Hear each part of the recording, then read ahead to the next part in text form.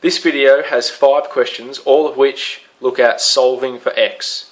So you're going to have these algebraic equations with x in there, and you're going to need to rearrange and then solve to find out what x equals. So 5 questions. Feel free to go forward to the question you're interested in, which is indicated in red.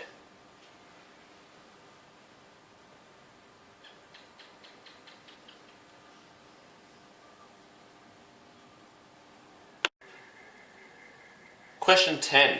Now finally we're going to work with all of the algebraic equations we've done in the first 9 questions. But now we're going to make this algebraic equation, or any of these, equal to a number. And the reason why we do this is after we make it equal to a number, we can solve for whatever these letters or pronumerals we've been putting in these equations. Okay, so in these 4 questions, x is in all of these 4 algebraic equations, but now we can, with this equal sign, we can now solve for whatever x equals. And we can do this just by using simple rearranging of equations. Okay, so to solve this question here, well, the goal is to get x by itself, so x equals something. So at the moment we have 2x plus 5 equals 9. So if we minus 5 from the left hand side of the equal sign and the right hand side of the equal sign, remembering if we do something to the left hand side, we have to do it to the right hand side of an equal sign. That's the golden rule of equations. If we do that, we go 2x, well now we don't have anything left, and 9 minus 5 is 4. Now if we divide the left hand side by 2 and divide the right hand side by 2, well this will be x equals 4 on 2, which is 2. So what we found then is that in this algebraic equation, x equals 2. And sometimes I like to just check and see if that's right by substituting it back into the original equation. Well, if 2 times 2 is 4, plus 5 is 9. And of course, 9 equals 9. So that's our answer. Check, and just put a little tick after we've checked it. This one here, same thing. Let's add 4 to the left-hand side and add 4 to the right-hand side because we want to get x by itself. And at the moment, there's this little minus 4 attached to it. So if we do that, we have 2x. Now this minus 4 plus 4, it gets rid of it. And minus 6 plus 4 will be minus 2. We can divide the left-hand side and right-hand side by 2 because we want to get x by itself, and that will get rid of the 2's. Right? So we'll be left with minus 2 divided by 2. Okay, a little step here to get rid of the minus sign. 2 divided by 2 is just 1. Because we have a minus sign, we have negative 1. And we can put that back in there to check. Well, 2 times minus 1 will be minus 2.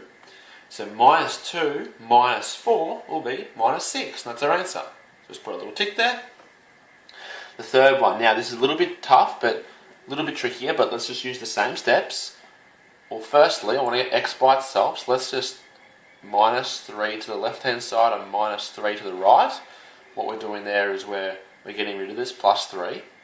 So we'll be left with x divided by 4, and the 3's will cancel out, get rid of each other, equals, now 8 minus 3 is 5. So now we have x divided by 4 equals 5. Now we want to get x by itself, so if we times the top left hand side by 4 and right hand side by 4, now we have 4 divided by 4, they cancel each other out, so we just have x left on the left hand side, and 5 times 4 is 20. Let's quickly check if that's right. Well, 20 divided by 4 is 5, plus 3 is 8, and there's 8 there. Correct. And the last one, well, we have this 12 minus 2x equals 18. Well, that's minus 12 from the left and minus 12 from the right. So we'll be left with minus 2x still, here, and that will be equal to, well, 18 minus 12 is 6. Right? Let's divide the left-hand side by minus 2 and the right-hand side by minus 2. This will get rid of the minus 2's. So we'll be left with x equals, well, 6 divided by 2 will be 3, but because there's one negative sign, we have to have a negative sign. Quickly check if that's the right answer. Well, negative 3 times 2 will be negative 6, but because it's minus negative 6, it will turn into 12 plus 6. And 12 plus 6 is 18, and that is our answer. Question 11, we are solving for x again, but this time the equations look a little bit different, but let's continue on. Okay, we have x plus 1 divided by 3 equals 4. Now this is a common mistake students make between questions 10 and questions 11, where this time the whole entire x plus 1 is divisible by 3 or divided by 3. And I like to just kind of in my head just write what that means. Well, what that actually means is it's x divided by 3 plus 1 divided by 3 equals 4. Both of these are divisible by 3. And a way of kind of neatening up this line here is timesing everything in this equation by 3. And if we do that, all the 3's get off the bottom line, which will turn into 3, 3, 3. So then it will be x plus 1 equals 12. Because the 3's cancel out, the 3's cancel out, and it'll just be 12. But what I'm going to teach you here, or you might have seen in class, is to go straight to that step. If everything is dividing by 3 here, well, we can just times left and right by 3 to go, well, 3 x plus 1. And we're timesing it by 3 and timesing it by 3 here as well. There's 4. And what we can do now is just do that cancelling out thing. So we end up getting the same answer as what we just worked out before. X plus 1, whatever's left on the left hand side, equals 12. And from then we can just go x equals, or we can minus 1 from this side and minus 1 from this side. We'll get x equals 11. And we can quickly just check and see if our math was right there. If we substitute 11, which is x, back into here, well, 11 plus 1 is 12, and 12 divided by 3 is 4. So just put a little tick there, just so we know we did that correctly. Now let's just use the same technique here. Because 7x minus 3 is all divided by 3, well, let's times left and right by 3. And by doing that, we can cancel these two out. So we'll get 7x minus 3 equals, well, 9 times 3 is 27. Okay, we can go 7x, and that's plus 3 to the left hand side and plus 3 to the right hand side. This will be 7 equals 30. Right? And to finish this, let's divide it by 7, divided by 7.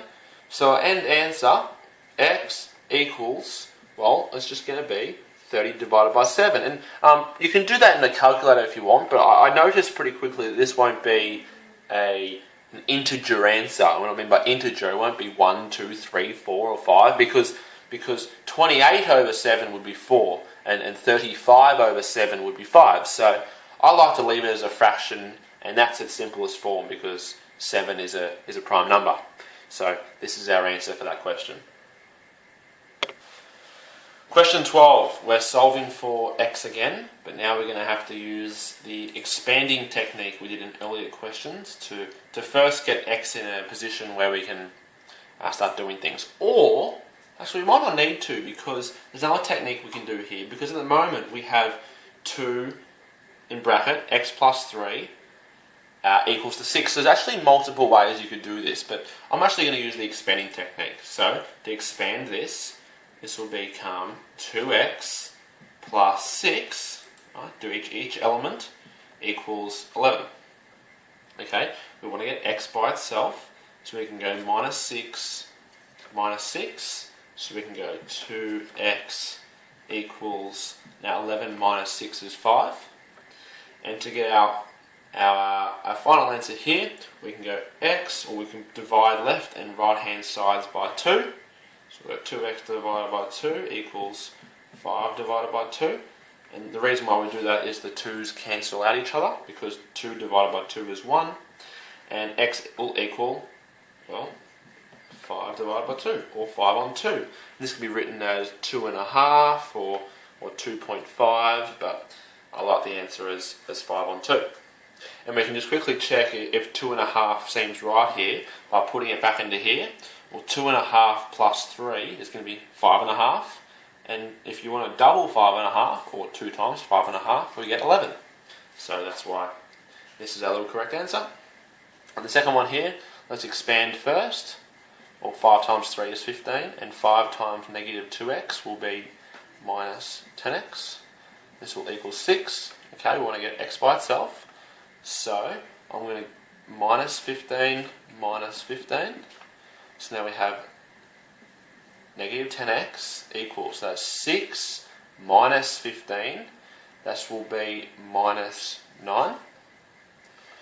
Okay, and then we can go, well, we want to get x by itself, so we can divide the left-hand side by minus 10, and this side by minus 10.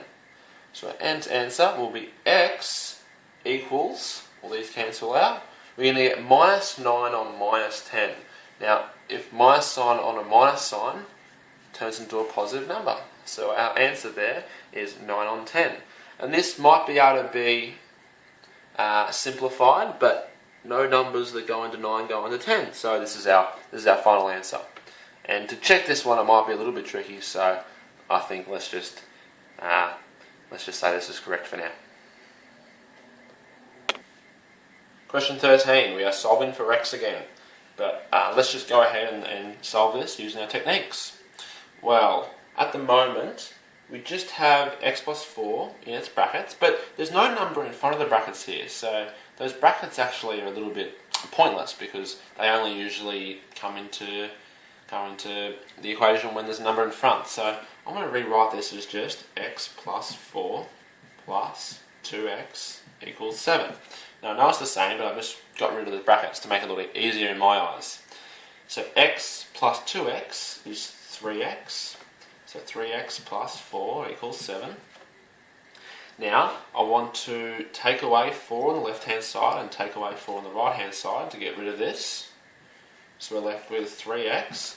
Now, 7 minus 4 is 3. And to get x by itself, because we're solving for x, we can divide both left and right-hand side by 3. So this will cancel out the 3's. And x will equal 3 divided by 3, or any number over any number, is 1. We'll quickly check if this is correct using our substitution method. So 1 plus 4 is 5, and 5 plus, well, 2 times 1 is 2, so 5 plus 2 is 7.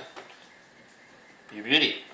This one here, let's first expand this left-hand side. Well, 4 times x is 4x, and 4 minus 1, or 4 times minus 1 is minus 4.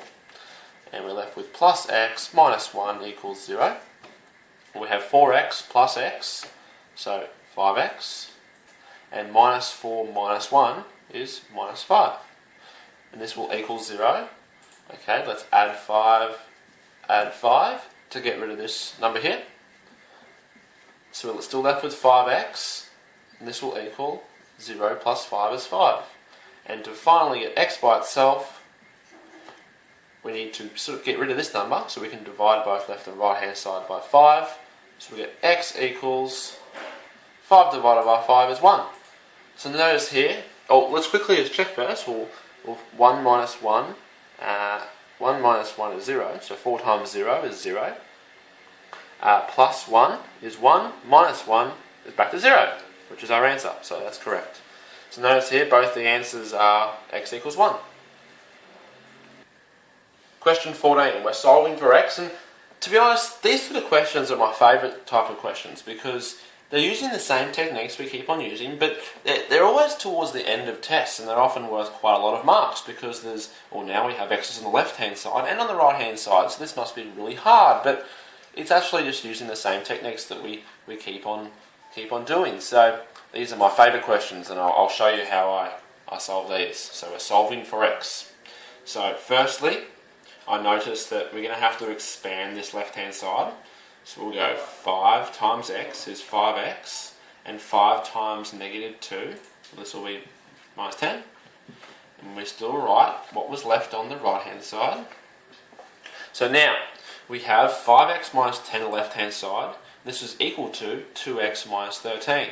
Well, using the same principles as before, as in we can add 10 here, we can add 10 here.